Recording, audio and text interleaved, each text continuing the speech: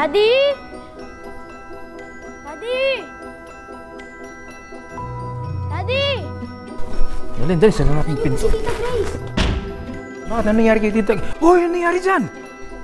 May nararamdaman ka ba? May masakit ba? Masakit yung katawan ko, hindi ko kasi maikilos eh. Hindi pa. Ah! Hoy!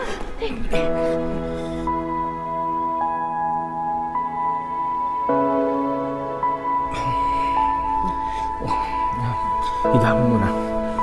Higa ka. So, anong gagawin natin? Dalhin natin siya sa doktor. Pero hindi, teka muna. Hindi natin pwedeng dalhin to. Alien to eh. Grace, anong gusto mong gawin namin para sa'yo? Kailangan ko ng sunlight. Ano? Kailangan ko ng sikat ng araw. Sikat ng araw? Ba't sikat ng araw? Yes po, Daddy. Yun po yung source ng nutrients niya. Yung sunlight, yung sikat ng araw. Pero ang problema po, parang lagi na lang uulan lately eh.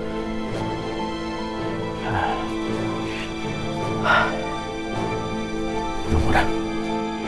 Sige. Dad, si Yaya.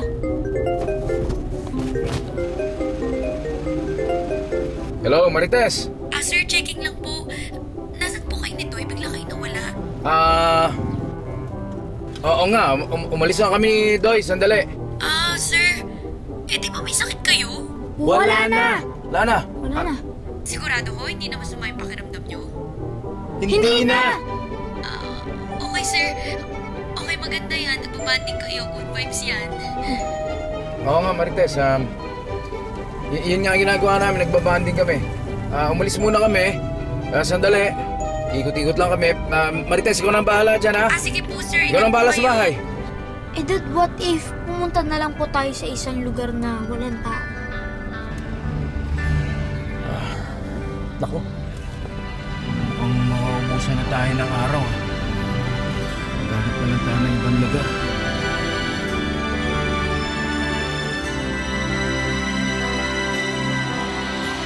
Ninong, ano pong gagawin kapag nanghihina na ang isang tao? Kapag mahina na po yung arms at legs niya?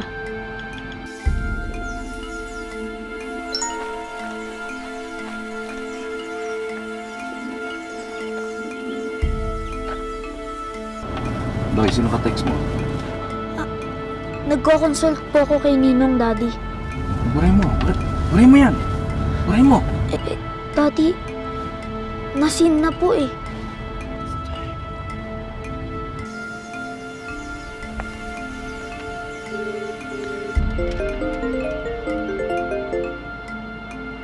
Bro! Yeah, is everything okay? Nag-message kasi sa akin si Doy. Kamusta? Kamusta siya? Yeah. May assignment lang si Doy. Nag-research siya. Ganun ba? So okay lang siya. Can I come over? Pare, umalis na kami. Tsaka nagmamaneho ako. Mamaya, tatawagan lang tayo mamaya. Sige pare. Okay ba? Hello?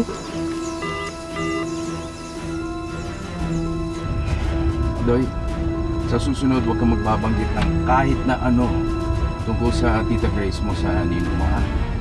Daddy, sorry po ah. Pero saan na po tayo pupunta ngayon? Kundi sa ospital o kaya kina Ninong Chef? Sa La Union. Po? Malayo po yun eh. Wala naman tayo magpunta sa isang lugar na maaraw. Yan ang sinasabi ng weather app. Tita Grace, kapit lang po ah. Dadalhin po tayo ni Daddy kung saan ka pwede mag-recharge.